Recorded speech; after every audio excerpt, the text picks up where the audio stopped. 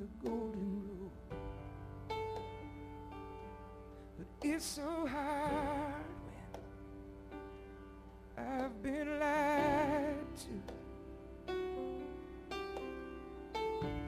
I feel like a fool forgiving a fool, 'cause it ain't easy.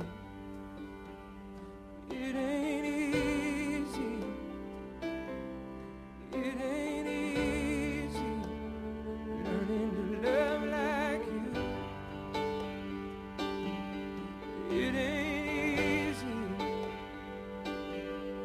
It ain't easy.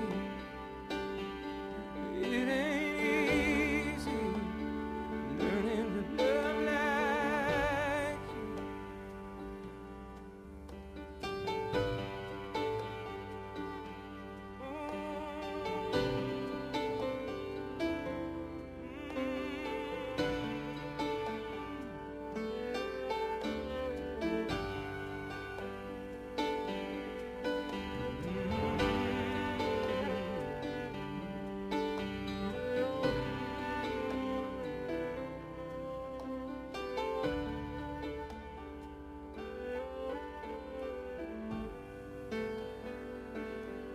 And I am learning to be faithful.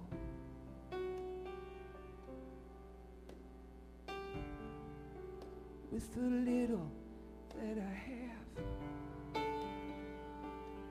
to do like Jesus and turn the tables. This is how he really turned the tables.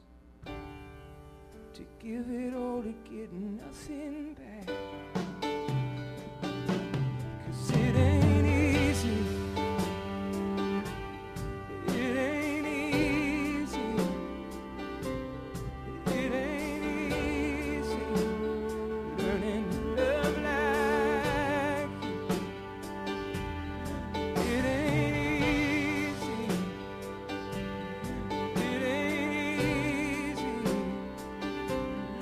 It ain't easy learning to love like you.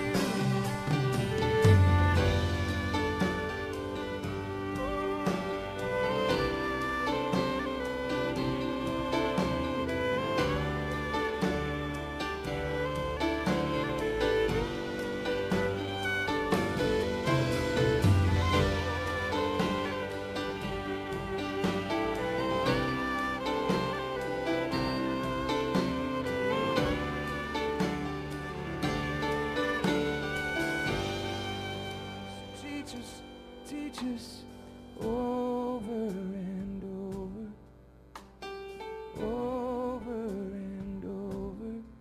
Teach us over and over and over again.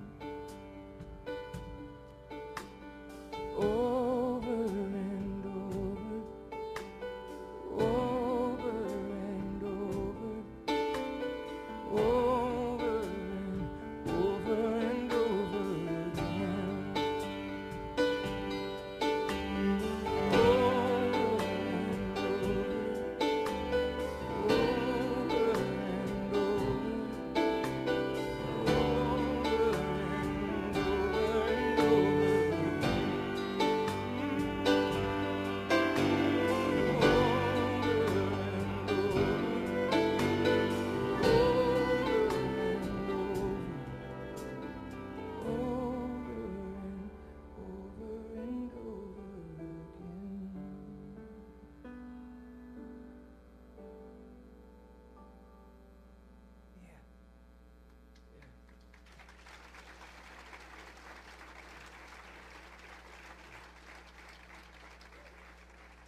Be seated for a second.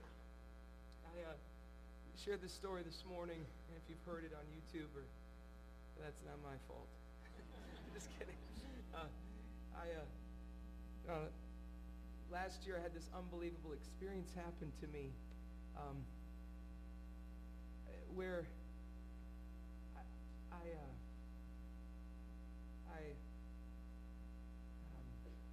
started to see, one, how unbelievable it is how many miracles that Jesus did in the Bible, and two, how even more unbelievable it is how many miracles he didn't do.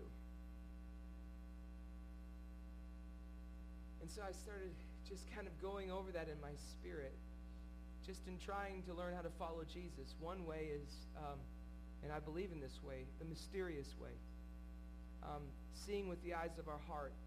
And certainly the ancients and our forefathers and foremothers, it doesn't matter what denomination you're from, the Orthodox / Catholic, those two separate groups, both believed in this much mystery. That, number one, we believe in the virgin birth, a great mystery. Number two, we believe that the church was built on Peter, and Jesus made that clear. And the reality is that the conversion of Peter didn't happen to Peter until after the third appearance of Jesus to him after the resurrection. So I just started rolling in that. Like, it's amazing how much, when you're trying to follow Jesus, there's nothing wrong with just closing your eyes and trying to see him with the eyes of your heart. That doesn't make you New Age. That's what it means to be a follower of Jesus. He's here and he's now. We don't follow an idea about God. We follow a person. And that's what makes Christianity different. Now, we teach this in every denomination to our young kids. Somewhere along the line, we start thinking logically about everything. Everything becomes about our absolutes. And it's no longer personal. Like, this is a personal Jesus, a personal person that's here with us now. So we can see with the eyes of our heart, but we can also, if that's hard for us, we can also just look at the scriptures and say, what was it like to follow Jesus when he was one step away? Well, if you look at the scriptures long enough, especially the Gospels, you'll find that it was very frustrating to many of them. It's very difficult to follow Jesus because there was no real certainty in it. Nobody knew really where they were going. They didn't half the time understand what he was talking about. And Jesus loved it that way. In fact, he loved it that way so much that in John 15 and 16, he actually tells them, it's better for you that I go so that my spirit can come and be with you. It's better that I go. You know what I mean? Wow. So that my spirit can be with you. And anyway, so I started thinking about that, and Jesus does all these miracles, but yet, what about all the ones that he didn't do? Like, he raised the dead man Lazarus, but he didn't transport himself to get there in time before he died. Like, just amazing to me. Like, Jesus did a lot of amazing things, but like, he was a carpenter. You know, there was no Billy Mays magic tool. He could have made it. You know what I mean? He could have made the Billy Mays magic tool. When he came up on an awkward nail, he could have made the Billy Mays magic tool, and he could have made life so much easier for all the carpentry from Jesus' time forward. You know what I mean? He could have been famous.